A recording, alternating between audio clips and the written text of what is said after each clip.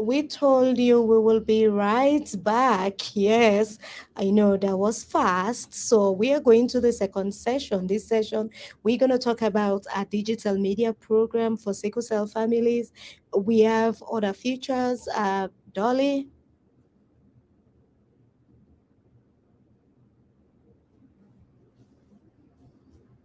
The sickle cell teen is transitioning into adult medical system, and sickle cell lifestyle is another aspect that we'll be addressing today. Yeah, and we're also going to talk about family violence for a sickle cell person. But first, let's go to the speakers. For the transitioning and sickle cell lifestyle. Then when we come back, we're gonna converse on the digital program, family violence affecting a sickle cell person. So I hope you will learn something from this session.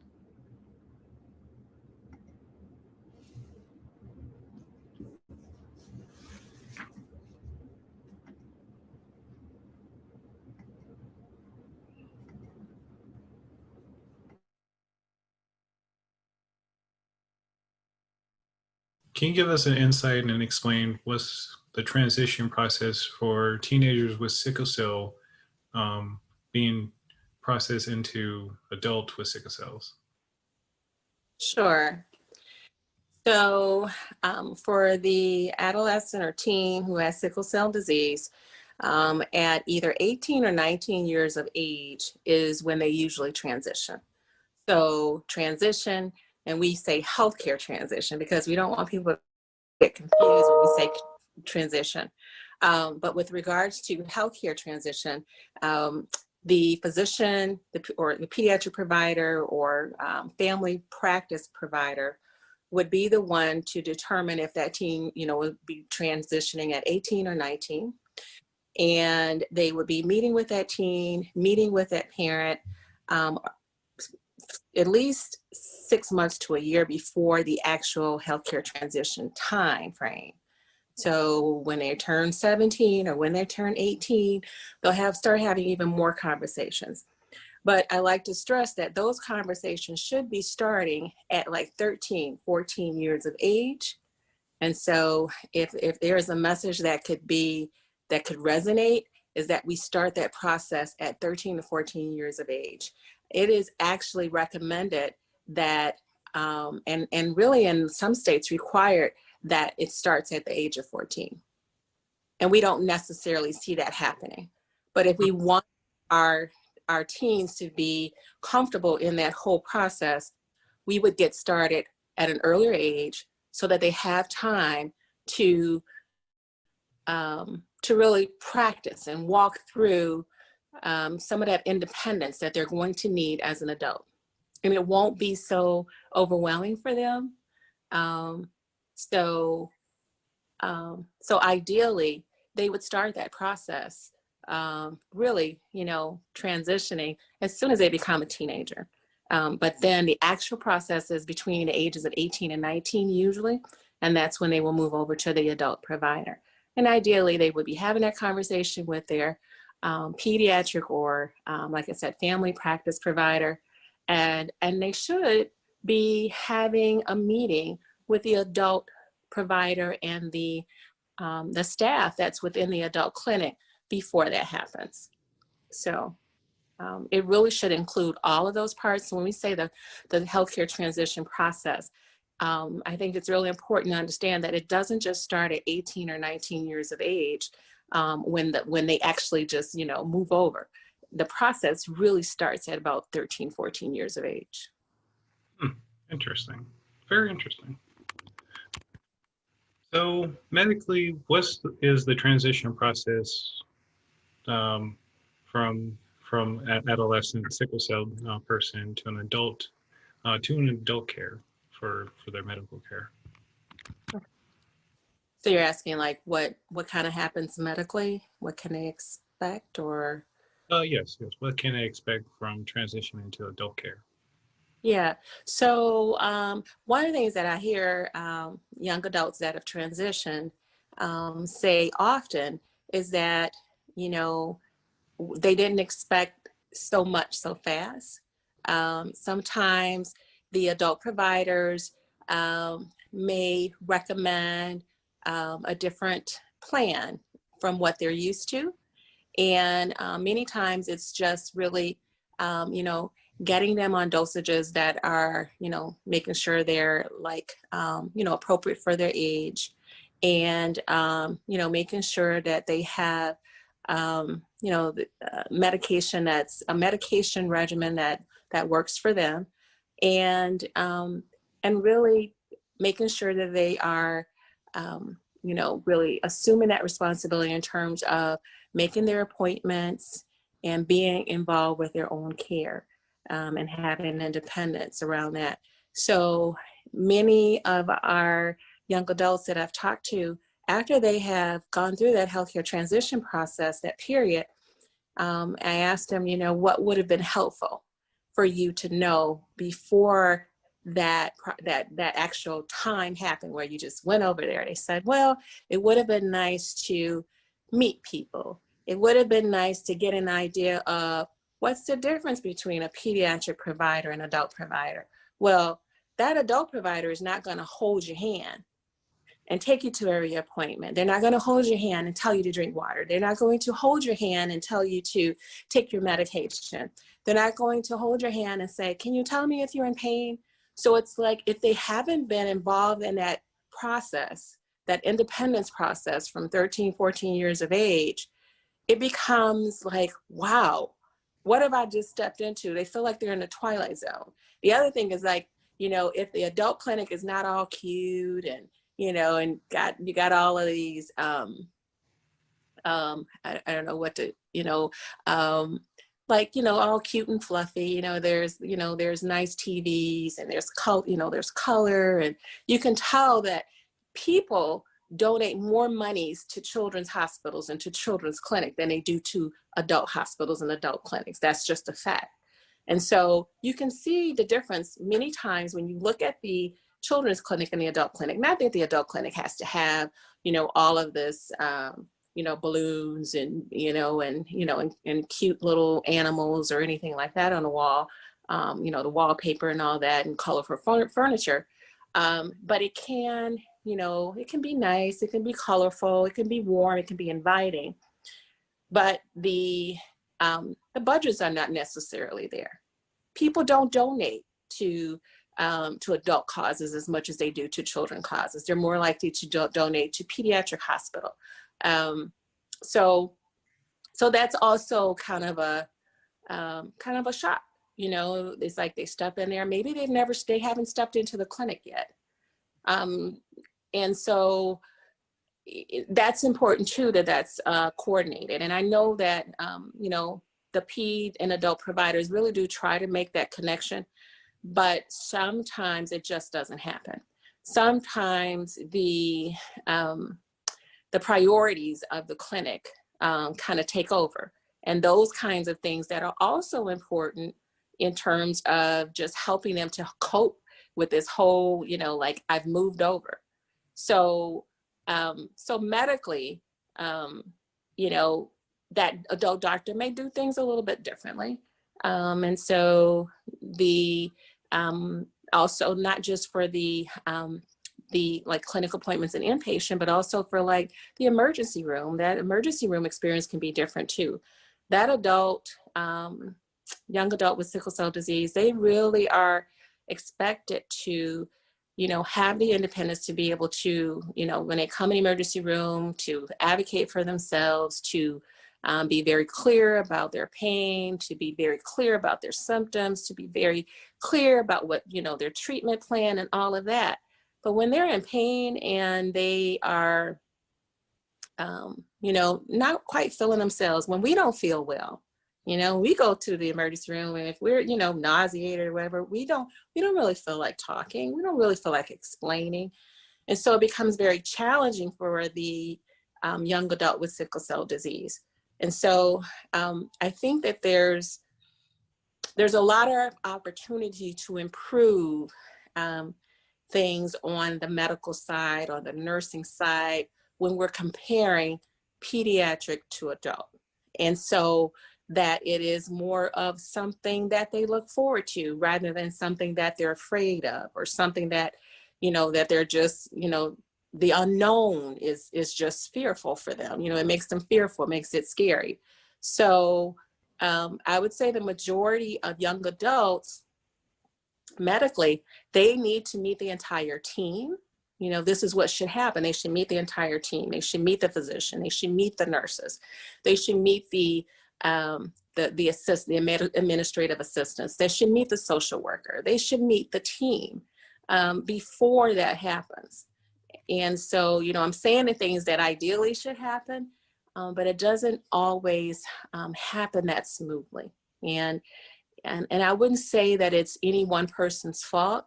It's just that we need more resources and we need more funds that support programming on both sides. We could very much benefit from having someone who is like a liaison between the pediatric and the adult clinics. Ideally, that would be wonderful if we had that in every, pediatric and adult clinic situation, someone who is like the bridge. And some healthcare organizations have that, but most do not. And we don't have that. I'm in Milwaukee, we don't have that. And so, we're working to improve conditions, but, ideally that would be helpful if you have someone who's familiar with the pediatric side and the adult side. And so that is a position that we can advocate for in order to really make that whole process better. Oh, thanks. Can you name some of the resources that can help teenagers with that transition, and explain a little bit thorough about that as well? Sure. So there are some online resources, and the Sickle Cell Disease Association of America has a good amount of resources and supportive. There's like some online support even that's available. So I would say the Sickle Cell Disease Association of America, to be sure to, become familiar with their website, to sign up for emails and notifications when there's programming that's happening. They have something going on all the time. And so Sickle Cell Disease Association of America, and their website is scdaa.org. And then I would also say that St. Jude Hospital is another good resource. Mm-hmm. And they have information and they have modules for teens, and you don't have to be a patient of St. Jude to access it, but they have some informational modules for teens that they can listen to, that they can kind of assess themselves and see, where their knowledge is. And they can complete these modules, and then there's like a post assessment as well. And so I would say that those are two websites. If they're wanting to increase their knowledge, definitely the St. Jude site. And then just to have awareness about events and walks, and there are a lot of virtual events going on right now too. So SCDAA is, a wealth of information, and they're really a huge advocate just across the US as well. SCDA is in Maryland, but then there are affiliates that are in different cities. We don't have one here in Milwaukee, but there are affiliates. I think our closest affiliate is in Chicago. And so there are affiliates in pretty much the major cities and some of the smaller cities as well. So hopefully we will have something similar and that is sustainable here in Milwaukee. But I would say those two are very good resources to access. And I would say really the providers, sometimes they're, teens may not be comfortable talking to their providers, but you got to have at least one person that you can talk to. So whether that's the physician or the nurse or the social worker, you have to identify at least one person that you can talk to, that you're not afraid to bounce a question off of them, no matter how stupid you may think it is. but that's what they're there for. They're there to answer your questions. And so they should be able to direct you as well, so that you're not, searching for a long time looking for answers. And in some places, depending on where you live, there are teen support groups too. And those can be informational as well. I learn something every time I sit in on a support group. They teach me a great deal, whether it's young adults or teens, but that is another way to learn about, just self-care and how to manage sickle cell disease. And then, you hear some of those questions that people are afraid to ask too, in those support group settings. So I would say, the websites, those two websites are trusted websites. And then, being able to connect with the provider, because you should be able to talk to at least one provider and ask them questions. And then if you have any peers who have sickle cell disease, or support group as well. And if that is the source, like other teens, make sure, if you have questions, that you clarify information as well, because we don't want any misinformation around, for teens. But it is a good medium for them to be able to express themselves and get some questions out there. Nice. Lastly, for a moral support kind of a way, what should parents do to help with their teenagers? And also to add in, you kind of answered kind of the question, but to fill in more, if teenagers are, orphans or just by themselves dealing with this, what's the best way to help them out in order to go through this transition? I would say that if parents could, be a great advocate by encouraging independence,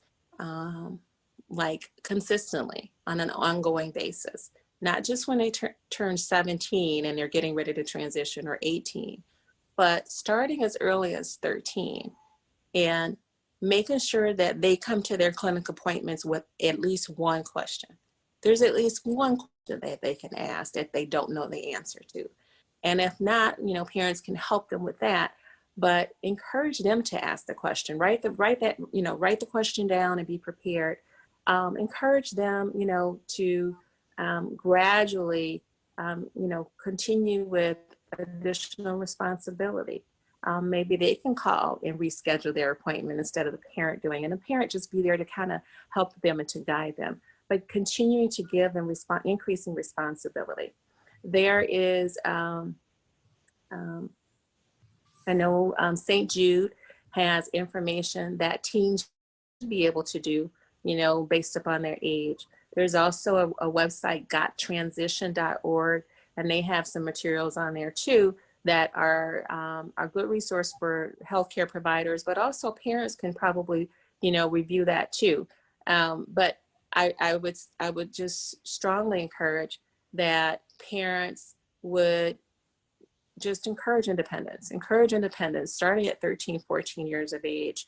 When they hit high school, they should be doing more of some of those, those ongoing care items that the parents normally do. Being able to call when they, to maybe write down when they have pain, to write down the date, write down the time, describe it, so that when they go to the doctor, that they can tell them how their pain was, rather than the parent having to relay that to the doctor. So giving them increasing responsibility. Certainly we don't want to overwhelm them, so giving them something that they can handle, but increasing responsibility, with each year, they should be able to do something that they didn't do the previous year. So I would expect that 14-year-old to be able to do more than they did at 13, and that would continue. So, and parents can be the biggest cheerleader for their teens. They can be there to support them with their independence, and they can tell them they did a great job, and that just encourage them to want to move forward with their independence. So it's not so scary for them. It's more like a milestone for them. And so I think parents are the best adults in their lives. They know their children, they know their teens. So they know exactly how to push the buttons and encourage them. And so I think parents can, can just continue in that supportive and that kind of cheerleader role by really encouraging their independence. It's really going to make a difference for them in the long run. So, yeah. Nice. All right. Well, that kind of concludes all the questions. Unless there's anything else you want to add on? I would just say that, I think that being a teenager, just in general, if I remember my teenage years, it was challenging. I gave the adults some challenges, and I was a nice kid. I was considered a nice kid, but I gave the adults a little bit of, you challenge them a little bit, because as a teen, you're basically taking everything you've learned from your parents, everything you've learned from many adults in your life. And then you're saying, I don't know if I want to do that. So you throw some things out, you pull some things in, and you're just trying to figure out what type of adult you're going to be. And that's normal. So when you are a teen living with sickle cell disease, I think that teens need to give themselves permission to be patient with themselves, to just be gentle with themselves, and that the adults that are supporting them keep that in mind too. And remember, when we were a teenager, what we experienced, and then if you add sickle cell, living with sickle cell disease on top of that. One of my friends, Talana Hughes, who is the director of the Sickle Cell Disease Association of Illinois, one of her quotes is that sickle cell disease is a lifestyle, it's not a hindrance. And so I think that all of us can benefit from having that view and that mentality about sickle cell disease. It's their lifestyle, it's their life. So, and that we would just respond in that way and be as supportive as we can. Nice. Well, thank you, Dr. Jones. I really appreciate your time, and thank you for answering all the questions. Pretty good. Hi, I'm James Griffin, and I was born with sickle cell anemia SS, and I was diagnosed at the age of 2. I was the only person in my family to be diagnosed with sickle cell, and it was hard for me growing up, just being the only person. And family was there for me always, but just not knowing, having anybody to understand what I was going through was very tough. And growing up, I couldn't do the same things as my friends could do, and there was also there wasn't any information on sickle cell. So just growing up, I just grew up with all of that inside and just internalized that, and it made me wanted to do something about it. So then as I got older, I decided I wanted to speak out about sickle cell. Well, I wasn't always ready to speak out, but the best way I knew how to speak out was through writing. I was always a good writer and wanted to write something just to let people know about sickle cell, because I didn't want anybody to have to go through the same experiences as me and feel like they were all alone dealing with sickle cell. So 10 years ago, I wrote a book about sickle cell, and the book is titled Breaking Silence, Living with Sickle Cell Anemia.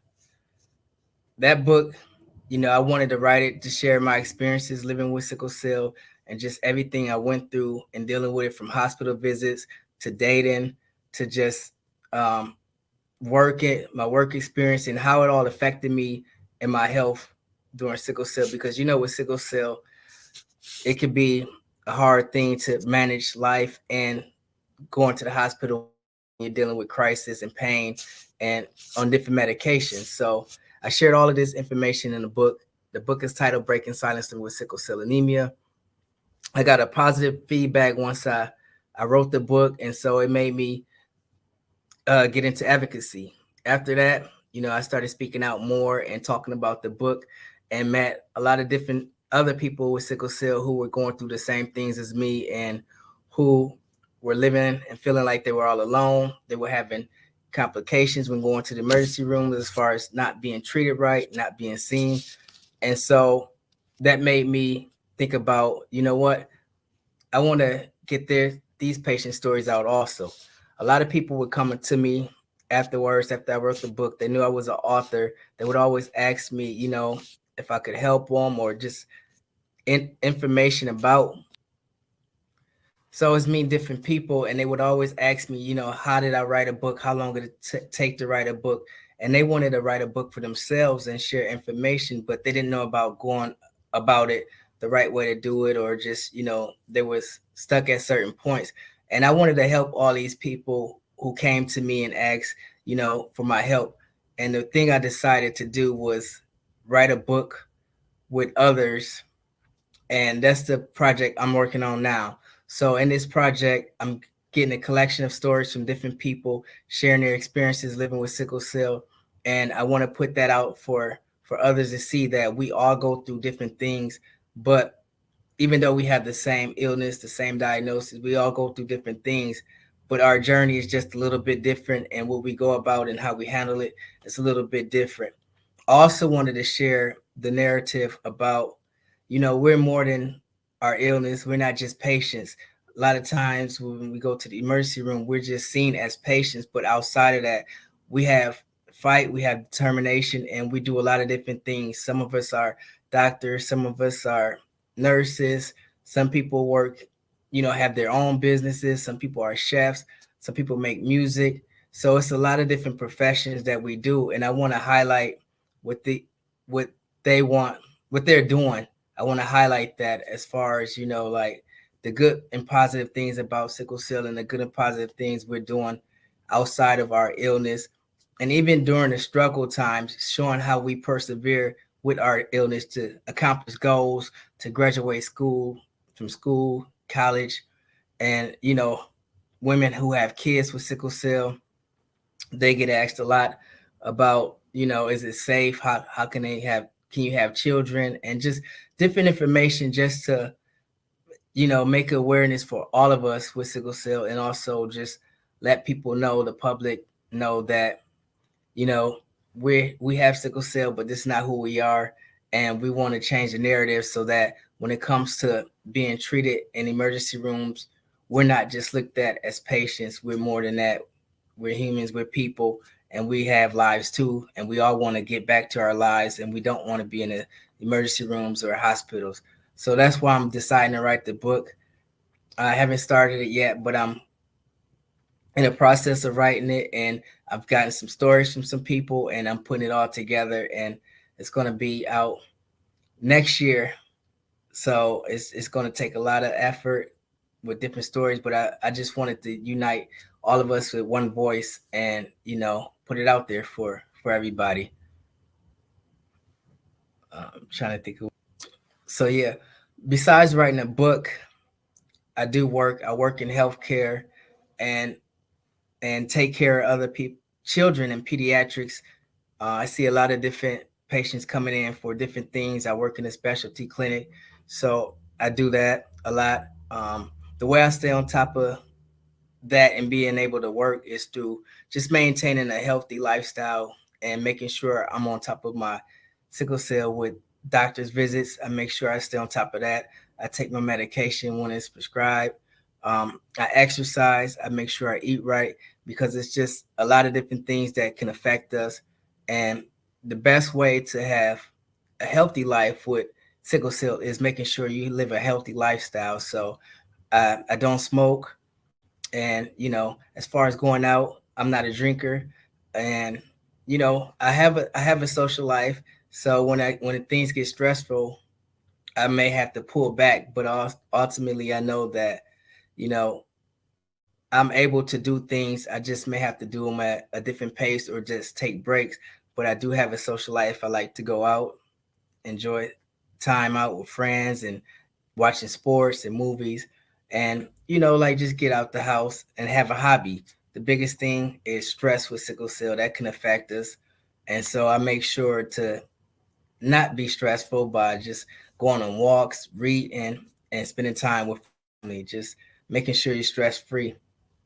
Besides social life, I think eating right. So my diet is pretty good. I drink a lot of fluids. That's the main thing when you're living with sickle cell, is making sure that you're taking in a lot of fluids. I drink a lot of water. I try to stay away from all sugary fluids. So no sodas, no juices, just water and healthy drinks, coconut water, and eating. Eat a lot of vegetables like fruits. So as far as watermelon, that has a lot of things with a lot of water content. So watermelon has a lot of water in it. Apples, I eat a lot of berries and cucumbers. So just making sure I eat right, salads every day, and staying away from junk food. Not a lot of chips, not a lot of sweets like cookies and donuts. Even though I like those, I stay away from those as much as possible. And making sure I bake food instead of fry it. We have to understand that when it comes to our health, we have to make sure we know what we put inside our bodies so that we can stay healthy and we don't affect the sickling in our body because of the things we eat. Because some of that, like sugar, binds the sickle cells together and can cause a crisis. Other than that, I just making sure I just stay healthy.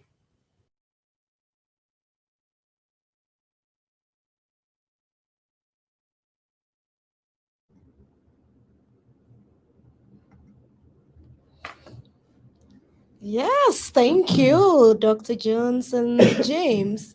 Dolly, you have anything you want to comment on? Um, that was a lot of information, good information again. I like what James said, James Griffin said. In summary, know yourself, know your body, and your medical condition. And Dr. Clayton Jones, during her Q&A session, had a lot to say. She answered a lot of questions from the young man that presented several questions to her. And in essence, what I got out of it was basically um, teens transitioning from the teen uh, lifestyle of living with sickle cell into adulthood, and how the parents can be helpful with that transition. So she was saying that a liaison, a bridge, would be helpful um, during this transitional stage with the teens. Um, she gave a resource. She mentioned St. Jude, and she said that it has information modules for teens, and it don't have to be patients of St. Jude, which is very nice to know. She talked about parents can continue to be good advocates and supporters to their teens and help them guide them with the formulation of questions that they will need for their healthcare providers. They should encourage independence at about around the age of 13, 14 to continue their own healthcare. Increase the responsibility around their care and be their biggest cheerleaders. Nobody knows their children better than they do. And so they can best be the cheerleaders for these teens. She also said, and that's kind of stuck with me, that sickle cell disease is a lifestyle. It's a lifestyle, meaning you have to live with it. You have to work around it. You have to work with it. It is not a death sentence. And sickle cell patient can be and can do anything they desire, and know that you are not alone. Yes, I agree with that. It's a lifestyle. You can't run with it. It's not like, well, today I'm going to be sickle cell. Tomorrow I'm not going to be sickle cell. It's always, there is no manual. You have to navigate through it. Well, this is one of the important moments in SIGBA we all have been waiting for. It's about the digital career training for sickle cell families.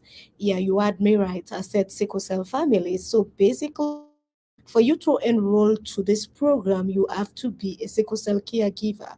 a sickle cell sibling, or somebody living with sickle cell, or somebody that was living with sickle cell and have a transition. Yeah, you want to add something? No, I was just looking and listening. Okay. Um, I'll chime in Okay. as you go along.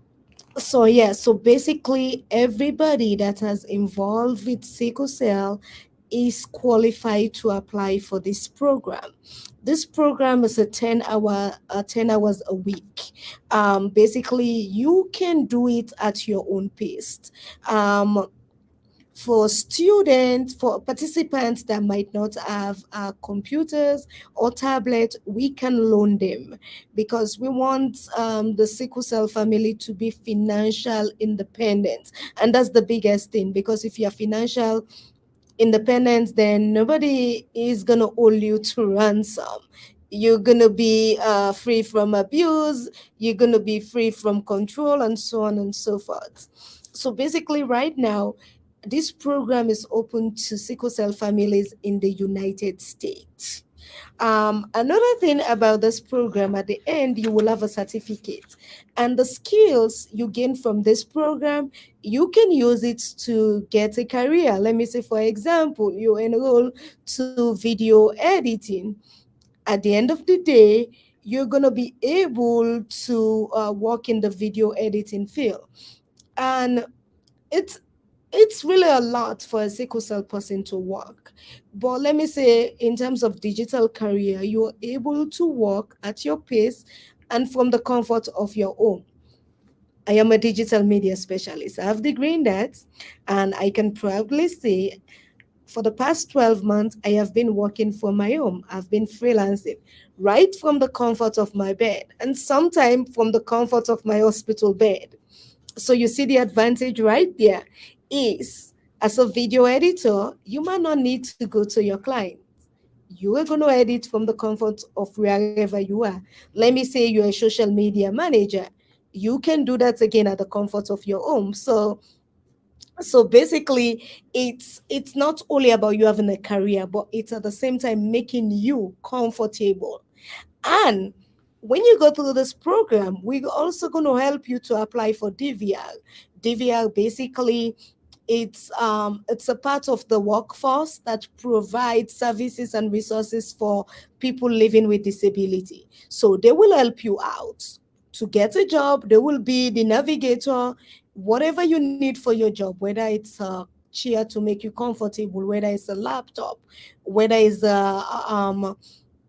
hearing aid, whatever it is that will make you comfortable, they will help you to get that. So when you go through this program, we introduce you to DVR, help you to apply, then they give you all the resources that will make you successful for your career. So this is something people should look into right now. We have video editing, web development, we have IT, graphics design, social media management, content creation and management, we have writing, blogging, we have copywriting, we have proposal writing, we have digital media marketing, we have public relations. So it's everything around the digital media atmosphere. And you should take advantage of this because this opportunity that barely comes by, and you're gonna have a training and get a career for free. You don't need to pay anything at all. You don't need to pay anything. This course is 100% free, 100% online. And when you complete the course, we'll help you apply for DVR so you can get the resources you need for your career. Let me show you a bit of our digital vocational training school. Let me just share. And let me just jump in and say Yes. DVR for those who might not know the meaning of those initials, Department of Vocational Yep. Rehabilitation. Yes. Yeah, because people need to people needs to know. Yes. So I am gonna try to share my screen. Yeah, it's a lot of programs that are being offered. So a person doesn't need suffering from sickle cell doesn't need to feel as if you are so isolated because you aren't able to actually sit in a classroom to learn. But like Evelyn said, you can be in the comfort of your home and take one of these classes and learn and become a productive citizen for yourself and for your city, for your country. Um, and you do it at your own pace, as she Mm. said. And that's key.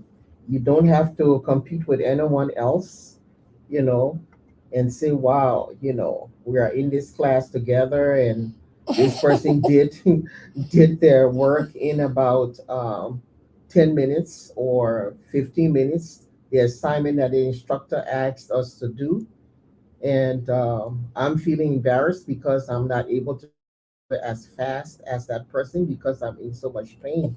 Whereas you are at home, you can take your time and do it. The important thing is to get it done and to Yes. feel a sense of accomplishment, not necessarily, oh, I have to do this or I can't do it, but to get it done and feel accomplished. Yes. I agree with that. You're not competing with anybody. That's a good one. But you're doing it at your pace, so nobody's watching you. And this is our virtual center. This is where the training take place. You can see we have list of calls, we have event, we have portfolio, we have blog. So basically, this is the platform you will log into for you to take whatever class you have to take. And as you can see, you see this is a list of the different courses we are offering right now. So yes, this is something worth trying because nobody's competing with you. It's you being comfortable to do what you can at your pace. And that's it about the digital program. For you to apply, you need to go to Alafia, the Alafia website, and then you navigate to the project page. When you go to the project page, you click on Digital Career Program for Sickle Cell Families. And I am going to put a link at the top of this video so people will be able to apply. Now I'm going to go over to Dolly. She's going to talk about domestic violence and people with disabilities, specifically people in the sickle cell community. Okay, thank you, Evelyn. Domestic violence, as we all know, is a huge problem in our community. It's a huge problem in the United States and around the world. And so it's not limited to just people that are able bodied or people that don't have any type of disability. A person can be affected by domestic violence and have sickle cell. A person can be affected and have diabetes or a heart condition, or a person can be affected and have high blood pressure or suffering from some form of depression. Whatever it is, it affects any, it could affect any and everyone. The important thing to remember is that there are a lot of similarities between the able body and the disabled or someone suffering from sickle cell, which is a silent or invisible disability. But there are also great differences as well. Both groups, able body and disabled, are dealing with issues of power and control, fear, intimidation, isolation, and so forth, threats, and so forth. Situations seem worse for the disabled or abused population because the disability could be used as a weapon against that person. For example, A person might need assistance with eating, and the abuser could refuse to feed or give food to that person. Another example is the refusal on the part of the caregiver to give medication, for example, pain medication,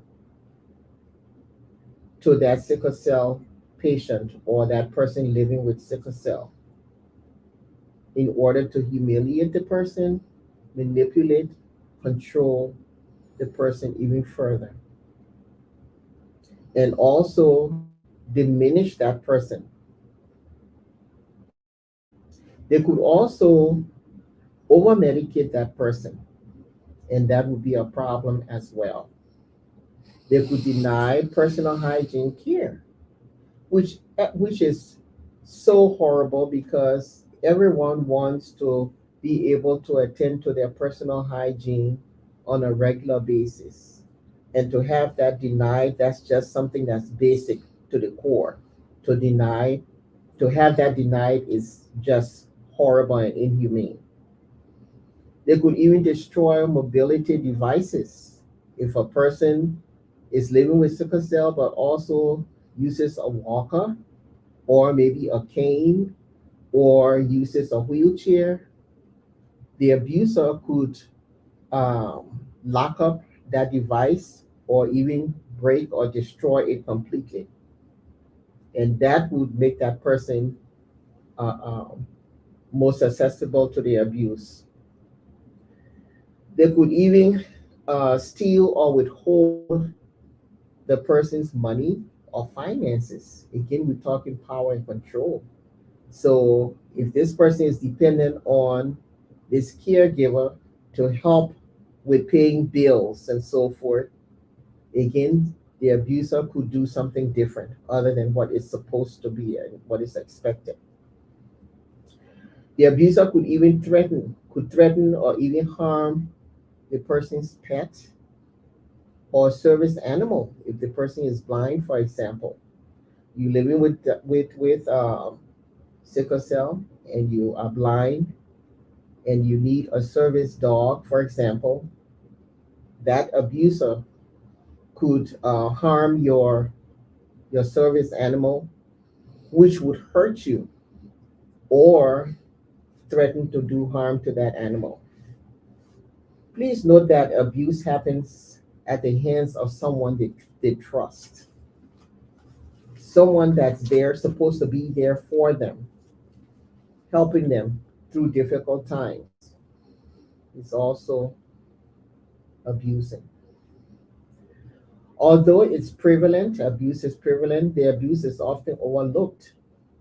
And a huge number of these cases go unreported for so many reasons. And therefore, because they are underreported, very few cases are prosecuted. Again, we're talking about fear, we're talking about power control issues and intimidation and isolation and so forth. They are often afraid to leave. Just like how an able bodied person is afraid to leave, someone who is suffering from sickle cell disease and has an abuser in their life would also be afraid, could be afraid to leave, and for many reasons and factors. Not aware, being aware of resources, where to go, where to get help, who's going to help. And maybe that abuser has engraved in that person's mind that they cannot live without that abuser, and that without that abuser's help, nobody else will be able to help him or help her. And that person starts to believe that because you hear that message time and time again, over and over and over, you tend to doubt yourself and you start to believe that this must be true. Nobody else is coming around to help me. Nobody else is interested. I feel so alone. Only this person cares about me, and only this person is there for me. So then you believe what that person is saying, and that person's word becomes gospel for you.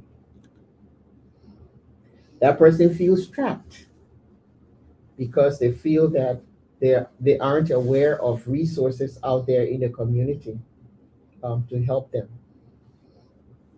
If and when they do have the courage to leave, not many shelters are equipped to meet the many needs of the disabled population.